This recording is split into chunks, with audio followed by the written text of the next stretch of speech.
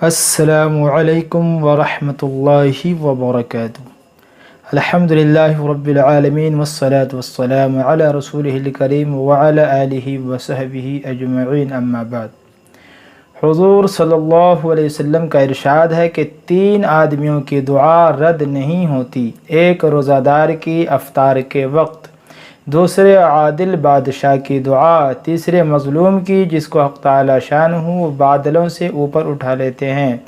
اور آسمان کے دروازے اس کے لیے کھول دیے جاتے ہیں، اور ارشاد ہوتا ہے کہ میں تیری ضرور مدد کروں گا، گو کسی مصلحت سے کچھ دیر ہو جائے۔ فائدہ در منصور میں حضرت عائشہ رضی اللہ عنہا سے نقل کیا ہے کہ جب رمضان آتا تھا تو نبی صلی اللہ علیہ وسلم کا رنگ بدل جاتا تھا اور نماز میں اضافہ ہو جاتا تھا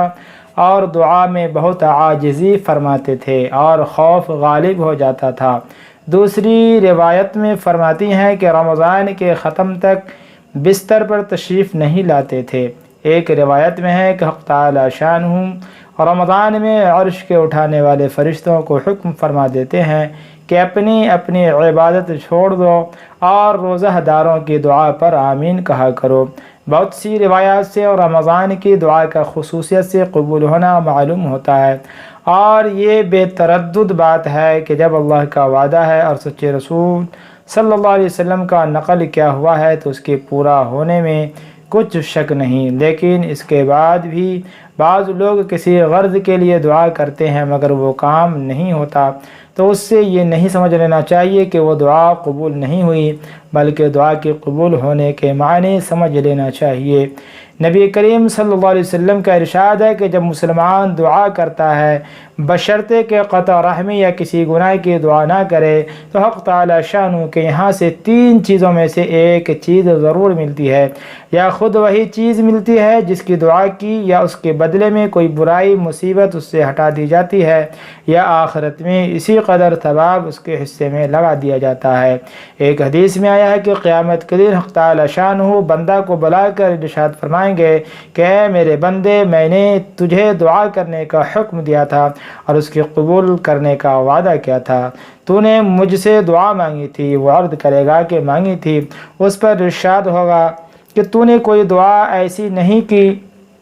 جس کو میں نے قبول نہ کیا ہو، تو نے فلاں دعا مانگی تھی کہ فلاں تکلیف ہٹا دی جائے، میں نے اس کو دنیا میں پورا کر دیا تھا، اور فلاں غم کے دفع ہونے کے لیے دعا کی تھی مگر اس کا اثر کچھ تجھے معلوم نہیں ہوا، میں نے اس کے بدلے میں فلاں اجر و ثواب تیرے لیے متعین کیا۔ حضور صلی اللہ علیہ وسلم ارشاد فرماتے ہیں کہ اس کو ہر دعا یاد کرائی جاوے گی اور اس کا دنیا میں پورا ہونا یا آخرت میں اس کا عوض بتلایا جاوے گا، اور اس اجر و ثواب کی کثرت کو دیکھ کر وہ بندہ اس کی تمنا کرے گا کاش دنیا میں اس کی کوئی بھی دعا پوری نہ ہوئی ہوتی کہ یہاں اس کا اس قدر اجر ملتا۔ غرض دعا نہایت ہی اہم چیز ہے، اس کی طرف سے غفلت بڑے سخت اور نقصان اور خسارے کی بات ہے، اور ظاہر ہے اگر قبول کے آثار نہ دیکھیں تو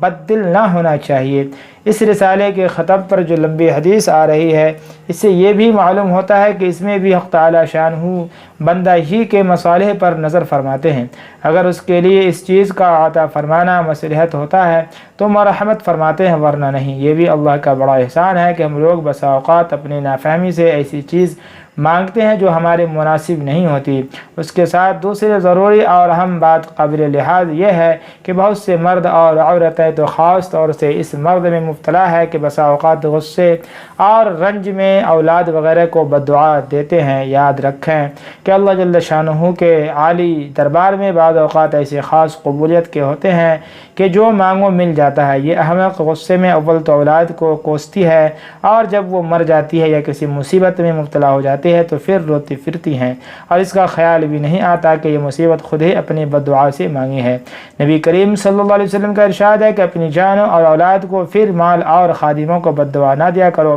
مبادا اللہ کے کسی ایسے خاص وقت میں واقع ہو جائے جو قبولیت کا ہے۔ بالخصوص اور رمضان المبارک کا تمام مہینہ تو بہت ہی خاص وقت ہے، اس میں اہتمام سے بچنے کی کوشش اشد ضروری ہے۔ حضرت عمر رضی اللہ عنہ حضور اکرم صلی اللہ علیہ وسلم سے نقل کرتے ہیں کہ رمضان المبارک میں اللہ کو یاد کرنے والا شخص بخشایا ہے اور اللہ سے مانگنے والا نامراد نہیں رہتا۔ حضرت ابن مسعود رضی اللہ عنہ کی ایک روایت سے ترغیب میں نقل کیا ہے کہ رمضان کی ہر رات میں ایک منادی پکارتا ہے کہ اے خیر کی تلاش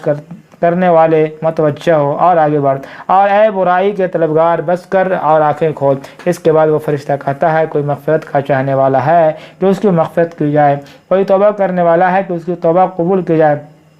کوئی دعا کرنے والا ہے کہ اس کی دعا قبول کی جائے، کوئی مانگنے والا ہے کہ اس کا سوال پورا کیا جائے۔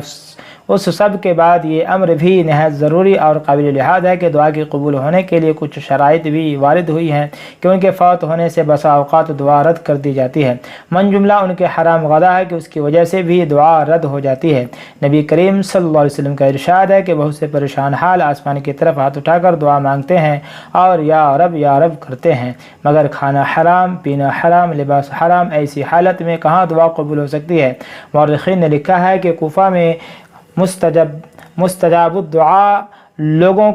کی ایک جماعت تھی، جب کوئی حاکم ان پر مسلط ہوتا اس کے لیے بددعا کرتے وہ ہلاک ہو جاتا۔ حجاج ظالم کا جب وہاں تسلط ہوا تو اس نے ایک دعوت کی جس میں ان حضرات کو خاص طور سے شریک کیا، اور جب کھانے سے فارغ ہو چکے تو اس نے کہا کہ میں ان لوگوں کی بددعا سے محفوظ ہو گیا کہ حرام کی روزی ان کے پیٹ میں داخل ہو گئی۔ اس کے ساتھ ہمارے زمانے کے حلال روزی پر بھی ایک نگاہ ڈالی جائے، جہاں ہر وقت سود تک کے جواز کی کوششیں جاری ہے۔ ملازمین رشوت کو اور تاجر دھوکہ دینے کو بہتر سمجھتے ہیں۔ اللہ پاک سے دعا ہے کہ اللہ پاک ہم سب کو ان تمام باتوں پر عمل کرنے کی توفیق عطا فرمائے، اور اس پیغام کو اپنے دوستوں میں زیادہ سے زیادہ شیئر کیجیے، اور ہمارے چینل پہ نئے ہیں تو ہمارے چینل کو سبسکرائب کیجیے اور ویڈیو کو لائک کیجیے۔ والسلام علیکم ورحمۃ اللہ۔